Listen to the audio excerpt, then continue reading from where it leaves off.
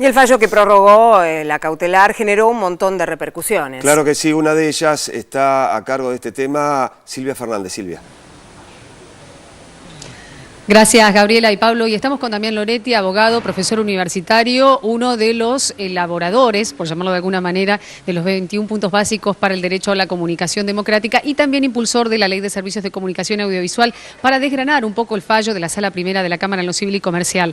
Bueno, en primer lugar, consultarle qué implica este fallo de la Sala Primera en cuanto a dos puntos principales. El artículo 161, cuánto tiempo tiene o no Clarín para presentar el proyecto de desinversión a partir de lo que decidió la Cámara, y qué pasa con el año que tiene contemplada la ley para esta desinversión. Buenos días. Lo que la Cámara resolvió ayer es que no hay plazo corriendo para la aplicación del 161, que no tendría el Grupo Clarín ningún plazo vencido, que pese a la interpretación que se le ha dado al fallo a la Corte el 22 de mayo, nada hubiera vencido el 7 de diciembre. Eso en primera medida. En segunda medida es la postergación o la posposición o la extensión del plazo de la medida cautelar, en este caso sin lo que se le llamó en su momento plazo razonable. La regla que fijó la Corte en su primera intervención en el caso era: las medidas cautelares no pueden durar para siempre, de modo tal de que se obtenga por vía de medidas cautelares lo que no se resuelve en la cuestión de fondo con sentencia definitiva.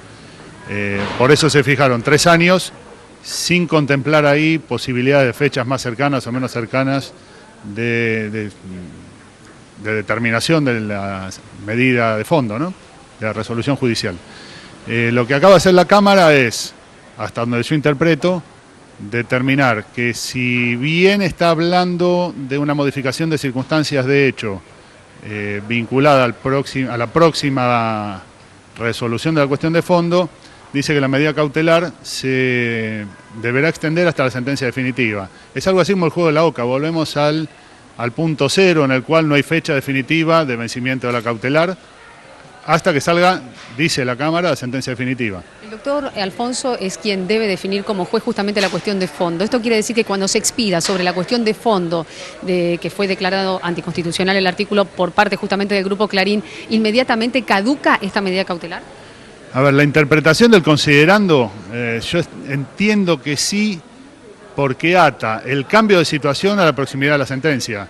Sin perjuicio de eso menciona no sentencia de primer grado, sino sentencia definitiva.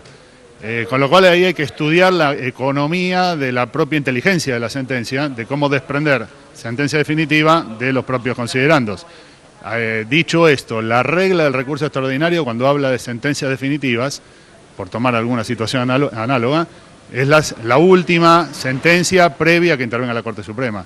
En este sentido, entonces, tampoco podemos hablar de plazos de una sentencia definitiva, o por lo menos se puede advertir respecto a un tiempo límite que pueda presentar el doctor Alfonso como justamente para expedirse sobre la cuestión de fondo.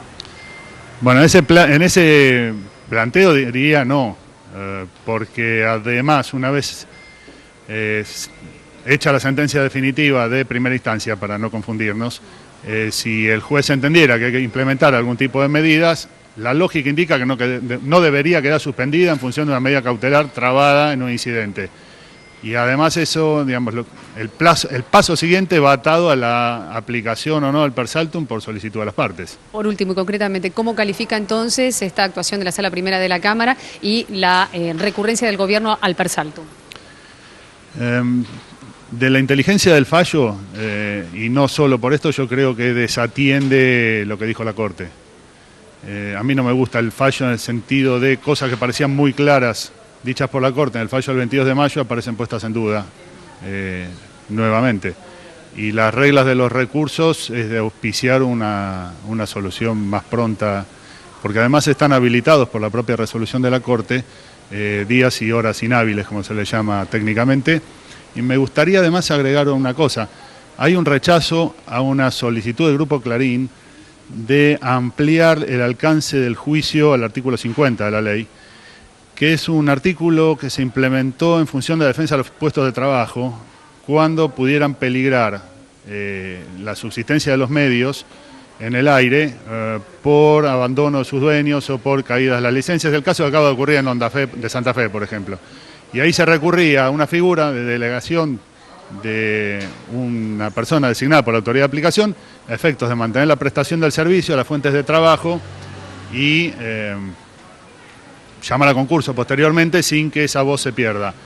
El cuestionamiento de la constitucionalidad de eso a mí me parece desatinado, porque está claro que no es una figura creada para afectar el funcionamiento de ningún medio. La Cámara lo rechaza.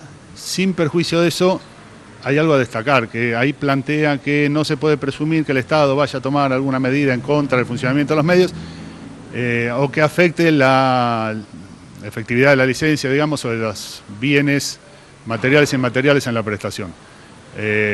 Yo no sé en qué estado puede haber ninguna otra cosa tramitando en AFCA, pero me parecería un desatino aplicar esta regla a cualquier otro trámite que pueda tener hoy la Autoridad Federal de Servicios de Comunicación Audiovisual en relación al grupo. Muchas gracias. De nada. El doctor Loretti, abogado y también especialista en Derecho de la Comunicación, justamente a raíz del fallo de la Sala Primera de la Cámara de lo Civil y Comercial. Gracias, Silvia.